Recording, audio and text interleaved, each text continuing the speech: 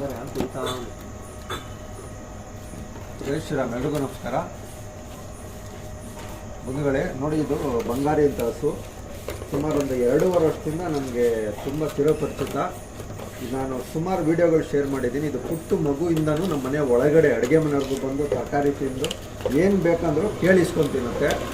ಆ ಹಸು ಬಂಗಾರಿ ಇದು. ಒಂದು 4 ಸತಿ ಇದನ್ನು ರಕ್ಷಣೆ ಮಾಡಿದ್ದೀವಿ. ಹೇಳಬಾರ್ದು, ಕೆಲವ್ರ ಬಗ್ಗೆ ದೊಡ್ಡ ಮನುಷ್ಯರು ಅನ್ಕೋತಾರೆ. ಅದನ್ನು ಒಂದ್ಸರಿ ಹಿಡಿದು ಕಟ್ಟಾಕೊಂಡ್ಬಿಟ್ಟಿದ್ರು. ಇನ್ನೊಬ್ರು ಹಗ್ಗ ಕೂಡ ಕಟ್ಟಾಕಿದ್ರು. ಇನ್ನೊಬ್ರು ಎತ್ಕೊಂಡೋಗಿ ಕೂಡ ಪ್ರಯತ್ನ ಮಾಡಿದ್ರು. 4 ಸತಿ ರಕ್ಷಣೆ ಮಾಡಿದೆ. ಈಗ ಮೊನ್ನೆ ರೀಸೆಂಟಾಗಿ ಒಂದು 20 ಡೇಸ್ ಮುಂದೆ ಇದೊಂದು ಪುಟ್ಟು ಕರು ಆಗ್ತು. ಆ ಕರುನ ನಾನೇ ರೆಸ್ಕ್ಯೂ ಮಾಡ್ಕೊಂಡು ಕರ್ಕೊಂಡ್ಬಂದಿದ್ದೀನಿ.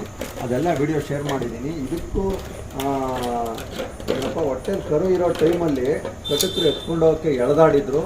ಸುಮಾರು ಗಾಯಗಳಾಗಿತ್ತು. ಕಾಲು ಗಾಯದಿಂದ ಇರೋ ಪ್ರತಿಯೊಂದು ನಾನೇ ರಕ್ಷಣೆ ಮಾಡಿರೋದು. ಈಗ ಅದನ್ನು ನೋಡ್ಕೊಳ್ತಾ ಇದ್ದೀನಿ. ನಾನು ಕೆಲವರಲ್ಲಿ ಮನವಿ ಮಾಡೋದೇನು ಅಂದರೆ, ನನ್ನ ಹತ್ರ ಪ್ರಾಣಿಗಳ ವಿಷಯದ ಬಗ್ಗೆ ಏನಾದರೂ ಮಾತಾಡಬೇಕು ಅಂತ ಬಂದರೆ 10 ಸತಿ ಯೋಚನೆ ಮಾಡಿ ನನ್ನ ಹತ್ರ ಬರಲಿ ಅಂತ ನಾನು ಅವ್ರಿಗೆ ಹೇಳ್ತೀನಿ. ಯಾಕೆ ಮಾತು ಹೇಳ್ತೀನಿ ಅಂದರೆ, ಯಾವುದೇ ಪ್ರಾಣಿಗಳನ್ನು ಸುಮ್ಮನೆ ಯಾರ ತಂಟೆಗೂ ಹೋಗಲ್ಲ, ಯಾರಿಗೂ ಏನೂ ಮಾಡಲ್ಲ. ಇದು ಮುಖ್ಯವಾಗಿ ಅರ್ಥ ಮಾಡ್ಕೊಳ್ಳಿ. ಬೆಳಗ್ಗೆಯಿಂದ ಸಾಯಂಕಾಲದವರೆಗೂ ಸುಮಾರು ಒಂದು 8-9 ಆವುಗಳನ್ನ ರಕ್ಷಣೆ ಮಾಡ್ತೀನಿ ನಾನು. ದೇವರ ಅಪ್ಪಣೆ ಇಲ್ಲದೆ ಏನೂ ಆಗಲ್ಲ, ಅರ್ಥ ಮಾಡ್ಕೊಳ್ಳಿ. ನೋಡಿ, ಇಷ್ಟು ಮುದ್ದಾಗಿದೆ, ನಮ್ಮ ಹತ್ರ ಇಷ್ಟು ಚೆನ್ನಾಗಿದೆ. ಹಿಂಗೆಲ್ಲ ಮುಟ್ಸ್ಕೊಳ್ಳುತ್ತೆ. ಇದು ಕಾರಣ ಇಲ್ಲದೆ ಯಾರಿಗೂ ಗುಮ್ಮಕ್ಕೆ ಹೋಗಲ್ಲ. ಯಾರೋ ನಿನ್ನೆ ರಾತ್ರಿ ಹೊತ್ತು ಸ್ವಲ್ಪ ಅಗ್ರೆಸಿವ್ ಆಗಿ ಅದನ್ನು ಹಿಡಿಯೋಕ್ಕೆ ಪ್ರಯತ್ನ ಪಟ್ಟಿದ್ದಾರೆ. ಸೊ ಅದಕ್ಕದು ಸ್ವಲ್ಪ ಅಗ್ರೆಸಿವ್ ಆಗಿದೆ. ಅದಕ್ಕೋಸ್ಕರ ಕೆಲವ್ರು ಜನಗಳಿಗೆ ಅದು ಗುದಿಯೋಕ್ಕೆ ಹೋಗಿದೆ. ಎಲ್ಲಿ ಮಗುನ ಎತ್ಕೊಂಡು ಹೋಗ್ಬಿಡ್ತಾರೆ, ಯಾವಾಗ ಬಂದು ಹಿಡಿದು ಬಿಡ್ತಾರೆ ಮುಂದೆ ಒಂದು ಕಾರಣಕ್ಕೆ ಅದು ಅಗ್ರೆಸಿವ್ ಆಗಿದೆ. ಅಷ್ಟು ಬಿಟ್ಟರೆ ಯಾವುದೇ ಕಾರಣಕ್ಕೂ ಯಾವ ಹಸುಗಳು ಏನೂ ಮಾಡಲ್ಲ, ಅರ್ಥ ಮಾಡ್ಕೊಳ್ಳಿ. ಮತ್ತು ಮುಖ್ಯವಾಗಿ ಎಷ್ಟೋ ಗೂಳಿಗಳು ಕೂಡ ಇರ್ತವೆ. ಈಗ ಒಂದು ಹಸು ಈಟ್ ಬಂತು ಅಂದಾಗ 8-10 ಗೂಳಿಗಳು ಇರ್ತವೆ. ಕಾಳಗ ನಡೆಯುತ್ತೆ. ಅದೊಂದು ಪ್ರಕೃತಿ ನಿಯಮ, ಪ್ರಕೃತಿ ದತ್ತವಾಗಿ ಬಂದಿರೋದು.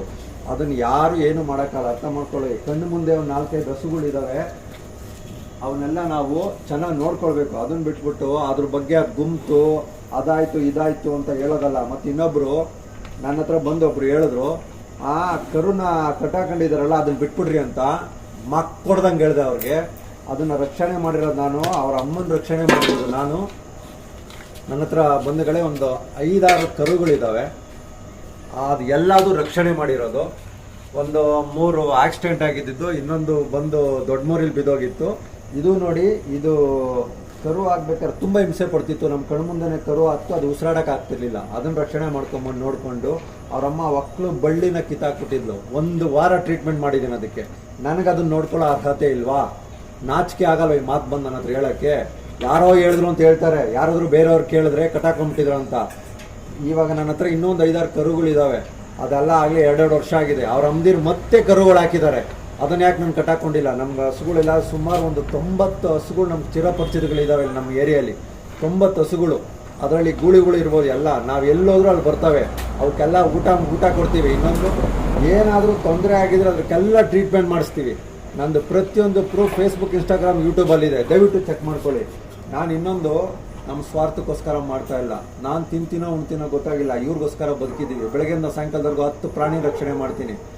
ಕೆಲವ್ರು ಇದ್ದಾರೆ ನೋಡ್ರಿ, ಅವ್ರಿಗೆ ಏನಂತ ಹೇಳಬೇಕು, ಅವ್ರಿಗೆ ಸಹಿಸೋಕ್ಕಾಗ್ತಿಲ್ಲ, ಪರ್ಚ್ಕೊಳಂಗೆ ಆಗ್ತಿದೆ. ಬರೀ ಶೋಕಿ ಜೀವನ ಅವ್ರದ್ದು. ಇಷ್ಟೆಲ್ಲ ಕೆಲಸ ಮಾಡ್ತಾನೆ. ಎಲ್ಲರೂ ಎಲ್ಲಾದ್ರೂ ರವೇಣ್ಣ ಅಂತ ಹೇಳ್ತಾರೆ. ಇವ್ರಿಗೆ ನಾಚಿಕೆ ಆಗಬೇಕು. ಅಲ್ಲಿ ಯಾವ ಬಂದೈತೆ ಅಂದರೆ ರವೇಣ್ಣಂಗೆ ಫೋನ್ ಮಾಡಿರಿ ಅಂತ ಹೇಳ್ತಾರೆ. ನಾಚಿಗೆಟ್ಟವ್ರು ಬಂದು ನನ್ನ ಹತ್ರ ಮಾತಾಡ್ತಾರೆ. ಮಾನ ಮರ್ಯಾದೆ ಇಲ್ಲ. ಶೋಕಿ ಜೀವನ ಅವ್ರದ್ದು. ನೋಡಿ ಬಂಧುಗಳೇ, ನಾನು ಪ್ರತಿಯೊಂದು ಪ್ರಾಣಿನೂ ಸಹ ರಕ್ಷಣೆ ಮಾಡ್ತಾ ಇರೋದು, ರಕ್ಷಣೆ ಮಾಡಿ ನೋಡ್ಕೊಳ್ತಾ ಇದ್ದೀನಿ. ಸ್ವಾರ್ಥಕ್ಕೋಸ್ಕರ ಬದುಕಿಲ್ಲ. ನಾನಾಗಲಿ, ನನ್ನ ಹೆಂಡತಿ ಆಗಲಿ, ನನ್ನ ಮಗ ಆಗಲಿ ಬದುಕಿರೋದೇ ನಾವು ಪ್ರಾಣಿ ಪಕ್ಷಿಗಳಿಗೋಸ್ಕರ, ರಕ್ಷಣೆ ಮಾಡೋದಕ್ಕೋಸ್ಕರ. ಎಲ್ಲರೂ ಮೋಸ ಮಾಡಿದ್ರು ನಾನು ಭಗವಂತನ ನಂಬಿ ಕೆಲಸ ಮಾಡ್ತಾ ಇದ್ದೀನಿ. ಸ್ವಾರ್ಥಕ್ಕೋಸ್ಕರ ಕೆಲಸ ಮಾಡ್ತಿಲ್ಲ. ದಯವಿಟ್ಟು ನನ್ನ ಹತ್ರ ಯಾರಾದರೂ ಪ್ರಾಣಿಗಳ ಬಗ್ಗೆ ಮಾತಾಡಬೇಕು ಅಂತ ಬಂದರೆ 10 ಸತಿ ಯೋಚನೆ ಮಾಡಿ ನನ್ನ ಹತ್ರ ಬನ್ನಿ. ಸುಮ್ಮನೆ ಬಂದು ನನ್ನ ಹತ್ರ ಮಾತಾಡಬೇಡಿ. ನೀವೇನು ಮಾಡ್ತಾ ಇದ್ದೀರಾ, ಏನು ಎತ್ತ ಅಂತ ಯಾವ್ದಾದ್ರು ಒಂದು ಪ್ರೂಫ್ ತೋರಿಸ್ರಿ. ನನ್ನ ಹತ್ರ 50,000 ಪ್ರೂಫ್ ಇದಾವೆ ನಾನು ಮಾಡ್ತಾ ಇರೋ ಕೆಲಸ. ಯೂಟ್ಯೂಬ್, ಇನ್ಸ್ಟಾಗ್ರಾಮ್ ಮತ್ತು ಫೇಸ್ಬುಕ್ಕಲ್ಲಿ ಇದೆ ನೋಡಿ ನಂದು. ಇದನ್ನು ಹೆಂಗೆ ರಕ್ಷಣೆ ಮಾಡಿದ್ದೀನಿ ಅಂತ. ನಾಚಿಕೆ ಆಗ್ಬೇಕು ನಿಮಗೆ ಕೆಲವ್ರಿಗೆ ಈ ಥರ ಎಲ್ಲ ಮಾತಾಡೋದಕ್ಕೆ. ಜೈ ಶ್ರೀರಾಮ್ ಬಂಧುಗಳೇ, ದಯವಿಟ್ಟು ಪರಿಸರ, ಪ್ರಾಣಿ, ಪಕ್ಷಿನ ಎಲ್ಲರೂ ರಕ್ಷಣೆ ಮಾಡಬೇಕು ಅಂತ ಕೇಳ್ಕೊಳ್ತೀನಿ. ಎಲ್ರಿಗೂ ಒಳ್ಳೆಯದಾಗಲಿ. ಬಂಗಾರಿ ನೋಡ್ತಾಳೆ.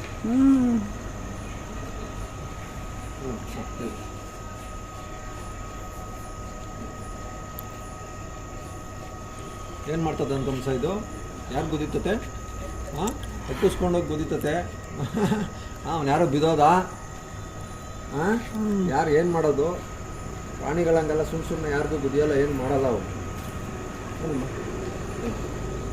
ಬಾಯ್ಲಿ ಬಂಗಾರಿ, ಇನ್ನೂ ಮಾಡು, ಇನ್ನೂ ಮಾಡು, ಇನ್ನೂ ಮಾಡು, ಇನ್ನೂ ಮಾಡು, ಇನ್ನೂ ಮಾಡು.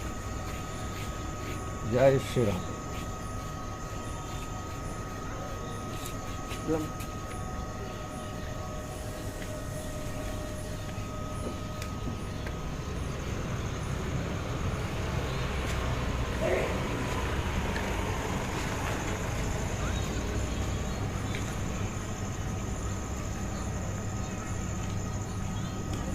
ಓಕೆ.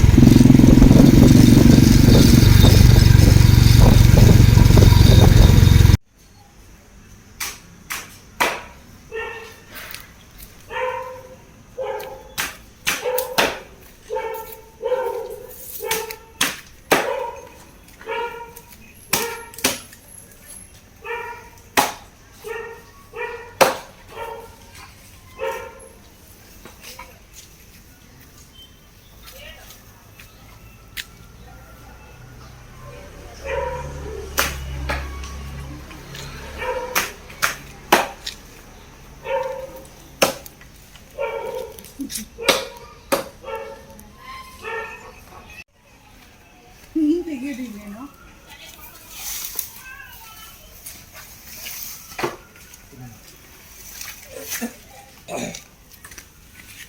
ಜಯ ಆಂಜನೇಯ.